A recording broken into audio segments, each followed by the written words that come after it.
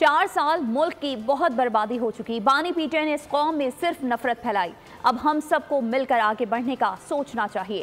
ख्वाजा आसिफ की बोल न्यूज़ के प्रोग्राम तज्जिया में गुफ्तगू।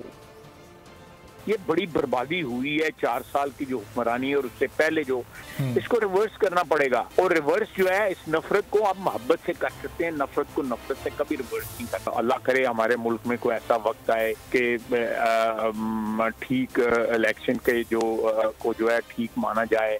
सियासतदानों का फर्ज है, बाकी इदारों का भी साथ मिलके फर्ज है कि हम चीज़ों को रिवर्स करें और एक नए दौर का आगाज करें। अगर बिलावल भुट्टो साहब गुफ्तगू कर रहे हैं तो वो मेरे अंदाजे के मुताबिक उनका ख्याल है कि पीटीआई का वोटर जो है ना वो पीएमएलएन की नफरत की वजह से वो जो है ना वहाँ वो ले जाएंगे। लेकिन मैं उनसे ये कहूँगा कि उनका विरसे में मिसाक जमहूरियत है। बीबी की जो लेगेसी है मिसाक जमहूरियत, उसको ऑब्जर्व करें, उस स्पिरिट को जिंदा रखें, उसकी स्पिरिट को जो है उसकी नफी।